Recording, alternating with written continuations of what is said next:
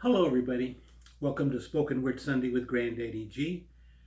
This is episode 55, more 1975 poetry.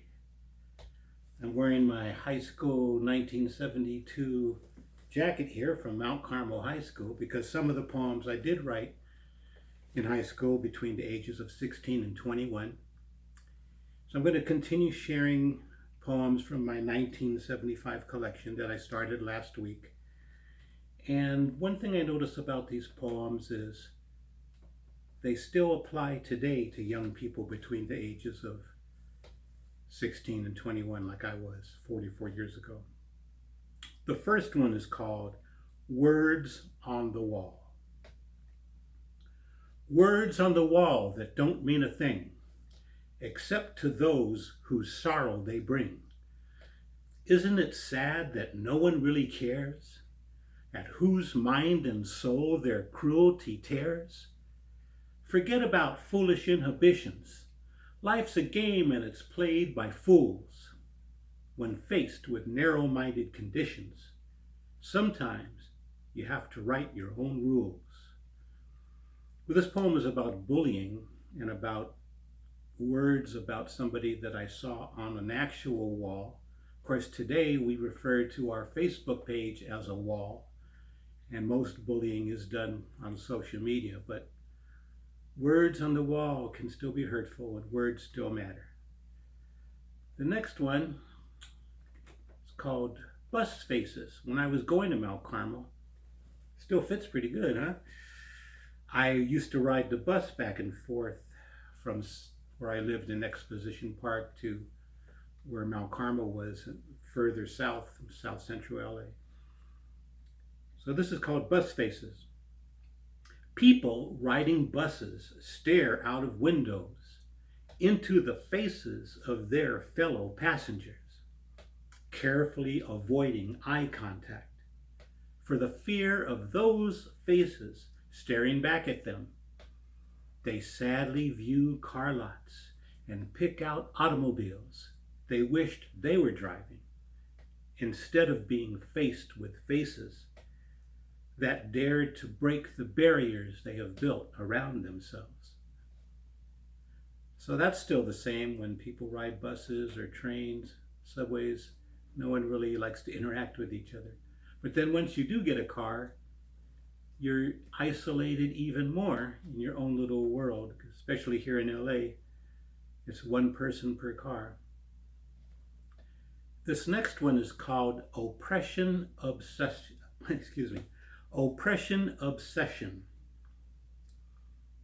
People attempt to appear oppressed by wearing torn thrift store blue jeans and tees, presenting themselves as proud of poverty, never having known the emptiness of actually living the blues.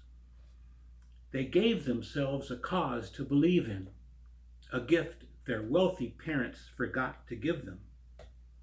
People attempt to enjoy sorrow and unjust experiences without asking themselves why, or to even wonder if that's where they're really at. I think I wrote this when I was at LMU. There are a lot of wealthy kids from the East Coast there. I think it's still that way from what I hear. And now, of course, those torn blue jeans cost $500. This one's called Silly Dream.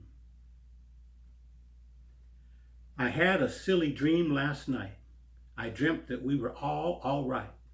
All the darkness had turned to light. What a silly dream that was. Now it seems that I've changed once more, the same way that I changed before. It seems so strange to me now, but then I know I'll never dream that dream again. There was a forest dark and deep, where a bearded beast of burden did sleep. He lived his life so incomplete. What a darkened forest that was. He let out a roar that shook the ground. Such beastly words, what a terrible sound. It made the whole world stop and turn around.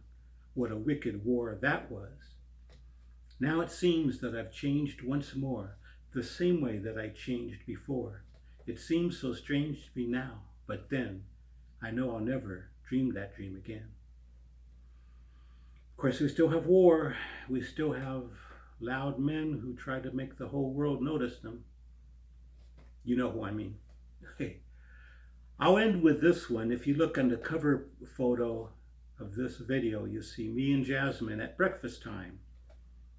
Kind of inspired this, and in true 1975 fashion, this one has a little psychedelic flavor to it. It's called Visions Through Sunlight. Visions through sunlight on golden hair wakes me in the morning with bursting laughter and happy tears. Into my sleepy room, fancy colors reflect onto the street and buildings, making them happy also. Dogs bark, kittens purr, and buses rumble to their destinations with eagerness. Strawberry incense, still burning from last night, embraces my senses, exciting my lungs to caress the aroma. Morning is beautiful. Eyes, green as butterfly chasing grounds. Eyelashes, long and dark like the kitten fur you love to hold close to your face. Canyons of mystery I walk through. Step by step by step, I see swirling hypnotic patterns that reach far beyond the galaxy. There is a smoky haze like in an old science fiction movie. Then along the way I find light, then more light, brighter, then even more light, brighter still. I see a small opening and I crawl through. I am now standing in those butterfly chasing grounds, running and jumping, slow and distorted, blurred motion. Suddenly, I am flying, sailing like a comet throughout the universe, freezing, burning, laughing, crying, living. Let's live this week, everybody. Have a great week. Thank you for liking and subscribing, sharing the videos. I'll have some new poems next week, and I found some more poems from my daughter Jasmine, and I will share a couple of those next week as well. Thanks again. Have a great week. I'll see you next Sunday on Spoken Word Sunday with Granddaddy G.